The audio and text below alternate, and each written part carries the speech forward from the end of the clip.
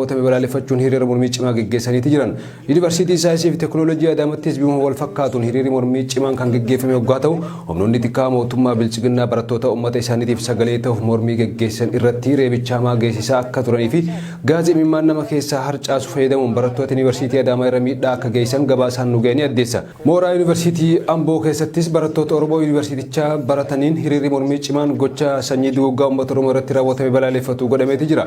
Hiriira kana irratti barattoonni hiriira bahan ergaa dabarsan uummanni Oromoo murruqii sanyii duguuggaa isa irratti raawwatame osoo wal irratti hin eegin tokkummaa wal cinaa hiriiree karaa isaaf dandame hundaan akka ofirraa qoratu waamicha godhaniiti jiran.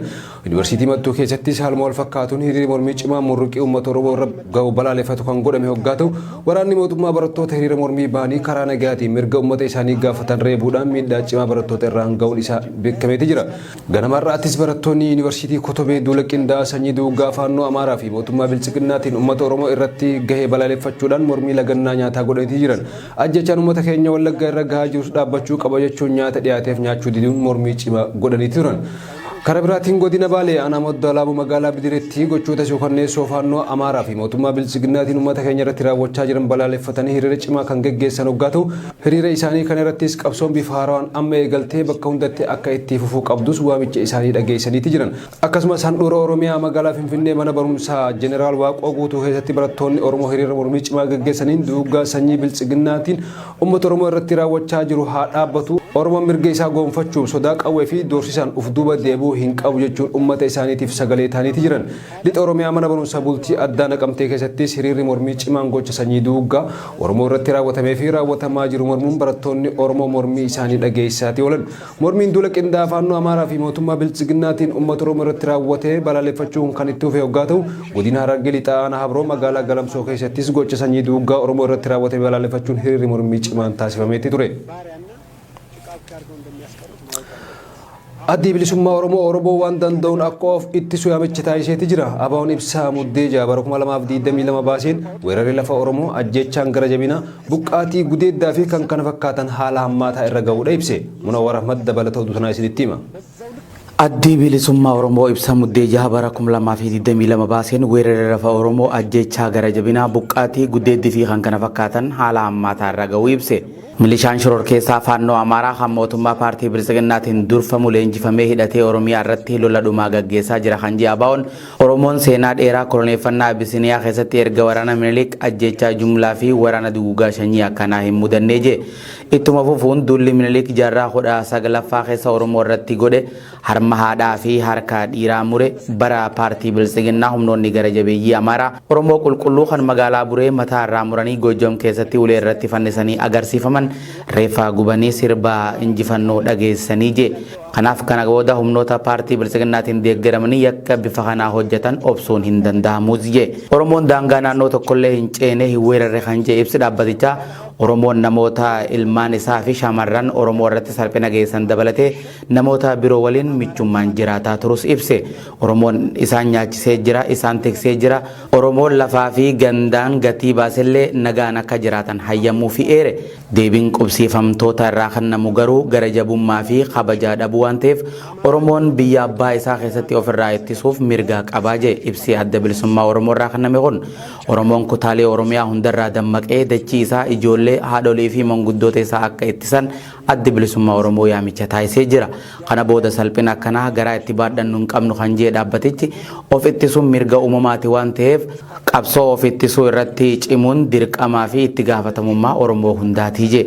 Du'aa fi salphina qe'ee keenyatti simachuu hin qabnu kan jedhe Abaawwan barattoonni manneen barnoota sadarkaa lammaffaa fi yuunivarsiitii barsiisonni sadarkaa hundaa qonnaan bultoonni baadiyyaa fi qeerroon ofirraa ittisuu qabus je. Tokkummaa fi ciminni keenya bara 2018 mootummaa EPRDF keessatti jijjiirama fide kan jedhe dhaabbatichi Oromoon tokkummaa isaa tiksuu qaba. Duuti Oromoo tokko du'a Oromoo hundaati. Oromoo tokkoof salphinni Oromoo hundaaf salphina. Oromoon goolee hundarraa ka'ee gara jabummaa fi qaanii garee paartii bilchiginnaatiin deeggaraman dura dhaabbachuu akka qabullee gaafate. Ejennoon paartii bilchiginnaa ganda gubuu meeshaa waraanaa gurguddaan namoota nagaya haleeluu magaalaa fi ganda irratti boombii darbachuu fi ijoollee mana barumsaa ajjeesuu walgahii amantaa fi gabaa irratti boombii darbachuun namoota dhibbaan lakkaa'aman ajjeesuun gara jabeenya hamatti jijjiiramee akka jiru himee bulchiinsi naannoo Oromiyaa bakka hundatti yeroo dheeraaf diigamee waan jiruuf ammas Oromoon balaa dabalataa akka hin mudanneef mootummaa ce'umsa biyyoolessa naannoo Oromiyaa dhugoomsuuf ciminaan akka hojjetu ABO'n yaamicha Oromoo hundaaf taasisee jira. Dhumarratti addi bilisummaa Oromoo gaafii barsiisonni Oromiyaa fi mormiin dargaggoonni yookaan qeerroon kaasan haqa qabeessa ta'uu cimsee kan mirkaneessu yeroo ta'u Oromoon hundi gaafii fi gochaa isaa seera qabeessa ta'e deeggaruun cinaa dhaabbachuu akka qabus gaafatee jira. Hayyoonni siyaasaa fi rogeeyyoonni Oromoo gurguddoon duula qindaa'aa faannoo Amaaraa fi mootummaan Biltsiginnaa uummata Oromoo lixaa Oromiyaa irratti raawwachaa jiru ilaalchisuun yaadaa fi gadda itti dhagame ibsaniiti jiran. Haaluma kanaan xiinxalaan siyaasaa beekamaan Jawaar Mohaammed barruu fuula feesbuukaa isaa irratti maxxanseen Oromiyaan yeroo ammaa jeequmsa hamaa keessa jirti. Torbaan irraa namoota dhibbaan lakkaamantu du'aa jira. Miiliyoonotaan kan lakkaaman qe'ee fi qabeenya isaanii buqqa'anii kaan ammoo qabeenyi isaanii jalaa gubachaatee jira. Humnoonni mootummaa akka barbaadanitti saamicha geggeessaati jiran. Akkasuma mootummaan diroonii jetti waraanaa fi helikoophteraan boombii uummata nagaa irratti roobsaati jira jee. Jawaar Mohaammed itti dabaluudhaan akka jeetti osoo jeequmsi Oromiyaa keessa jiru kun babal'atee sadarkaa kanarra hin gahin garaagarummaan siyaasaa jiru karaa nagaatii fi mariidhaan akka furamu kadhachaa turreeti jirra. Haa ta'u garuu mootummaan Biltsiginnaa kadhaa fi gorsa keenya moggatti dhiisee tooftaa waraanaatiin biyyattii bituuf karaan inni filate kun waggaa 4 booda kufaatii hamaa kana fideechuudhaan himeeti jira.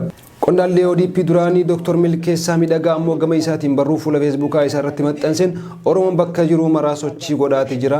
Seef Oromoo kan joon lubbuun Oromoo tokko gatii qabdi jechuun Oromoo wal baraaruuf waliif birmachuu filatee jira kan jaan Dr. Milkeessaa Miidhagaa yaada isaanii itti fufuudhaan hanga Oromoon nagaan bee nagaan galutti hanga daangaan Oromiyaa weerarame bakka itti deebi'utti hanga lammiileen keenya Oromiyaa fi Matakkalii fi Walloo bilisummaan jiraatanitti hanga uummanni Oromoo mootummaa dhugaa kan Oromoof morma isaa kennu danda'u argatutti hanga dachiin Oromiyaa Oromoo mara bilisa taatutti waraana lafoo fi humnoota Amaaraa fi dirooniidhaan gubachaa morma muramaa gogaan quncifamaa jiraachuun hin danda'amu qabsoon ijibbaataa itti hojjechuudha ibsaniiti jiran.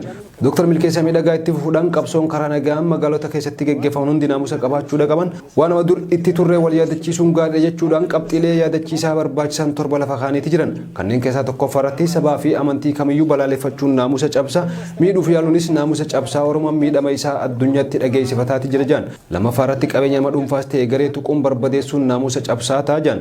Sadaffaarratti saboota Oromiyaa keessa jiraatan kamirrattuu balaaleffannaan hin ta'uun itu akka Oromootti sirna ijaaramaa jirutu balaa kanaan dhugee sirna jibbiinsi Oromoo irratti ijaarame kana balaaleffanna sabootaaf kunuunsa gochuun dirqamaasi jaan.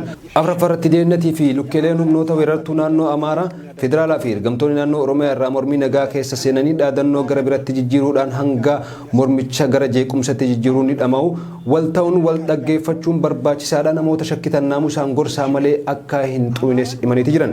Shanaffaatti yuunivarsiitiiwwan keessatti hiriira warri qopheessitan saboota cunqurfamoo kaanis ofitti dabaladha sabii kamirraayyuu lola akka hin qabne amansiisuun barbaachisaadha mootummaan maatii keef ciisaa jira waan ta'eef jechuudhaan himaniiti jiran. Ja'affaarratti dhaadannoon isin qabatanii baatan kan mirga dhala namaaf falmu kan ukkaamsaa mormu kan walqixxummaaf dubbatu kan mirga jiraachuu mirga dubbachuu mirga lafa ofirratti jiraachuu mirga nagaan baanii galuu rashanamuu morma muramuu mormuuf haa ta'uu qabaas jaan. Torbaffaarratti qaama nageenyaa walitti bu'uun hin barbaachisu hogganoota isaanii waliin wal hubachuuf yaaluun gaariidha mirga hiree namaaf kenne waan ta'eef mormiin ta'uu karaa nagaan akka xumuruuf yaaluudha jaan. Dr. Milkeessaan itti dabaluudhaan waamicha kabajaa poolisii Oromiyaa dhalattoota Oromoo raayyaa ittisa biyyaa keessa jiranii fi poolisii federaalaa keessa jiraniif godheen Oromoo weerara guddaa waggaa 200 as ta'e hin beekne argaa jira mormaatu muramaa jira jiraatti gogaan irraa quncaa jira kan gubataa jiru abbaa keessanii ilma keessanii maatii keessanii fira keessanii qe'ee fi qabeenya isaatu gubataa jira lafti Oromoo weeraraan qabamaatti jira Oromoon aarii guddaa keessa seenee jira kanaafuu gara Oromoo goraa uummanni kun sirna kana jibbeeti jira gara uummata keessanii goraa gaafiin Oromoo akka deebitumsa godhaa jechuun yaada isaanii ibsataniiti jiran. Gameessi siyaasaa Oromoon beekamaan obbo Yaayii Bashiir yookaan Boruu Barraaqaa ammoo gama isaatiin akka jeetti miidiyaaleen sirnichaa yeroo haleellaan akkasii Oromiyaa keessatti raawwate hundaa finxaaleeyyii jechuun sirnicha qulqulleessuu barbaadan kan asiin duraatis irra deddeebiin argineeti jirra ammas kanuma godhaa jiran kaayyoon isaa roorrisaa fi roorrifamaa ulee tokko wal faana dha'uudha. Keessattuu madaan Oromoon akka hedduutti madaa jiru akka dhokatuuf baala irra buusuu bira dabranii isuma falmii haqaan inni godhatu yakkamaa gochuudha. Akkanatti firoomoo Opidoo fi PP Amaaraa suphinee itti fufsiina jedhanii yaalu garuu dhugaan lafa jiru ifa galaadha. Yakka Oromiyaa keessatti raawwatamaa jiru obboon fedhettuu yoo haqachuu yaalan gaafatama jalaa bahuun hin danda'amu addunyaanis ni callifte malee argaati jirti. Waliif dirmannaan jalqabames gammachiisaadha hin barfanne wal dhaqqabachaati jira. Oromoonni qawwee mootummaa baattanis uummanni mormii ba'ee ittisa isaa waliin dhaabbadha kan uummata irratti dhukaasu yookiis reebu agarraan bira hin dabrina jaalattanis jibbitanis Oromoo waan taane qofaaf duulli nurratti baname jaan roorroon kun akka dhaabbatuuf hirmaannaan hunda keenya gaafate jechuun yaada isaa ibsateeti jira boruu barraqa. Waldaan Kuraa Galaan kora isaa waggaa afuraffaa geggeessaa ture milkiin xumuruu ibseeti jira. Korri waldaa Kuraa Galaan miseensa gumii isaa idil addunyaarra jiran hirmaachisuun muddee 3 irraa eegalee guyyoota 2 itti fufee kan geggeeffame yeroo ta'u adeemsa waggoota 4 darbanii gamaaggamuun kallattii fuulduraatis kaayatee jira. Waldeechi waggoota 2 dabran keessa kora isaa biyya keessaa fi biyya alatti geggeeffataa tureeti jira. Haaluma kanaan Kuraa Galaan Afrikaa Kibbaa magaalaa Johannesburgitti adoolessa 31 bara 2022 godhame akkasumas magaalaa Siyaatilitti hagayya 8 bara 2022 geggeeffatuu gabaasaati ture.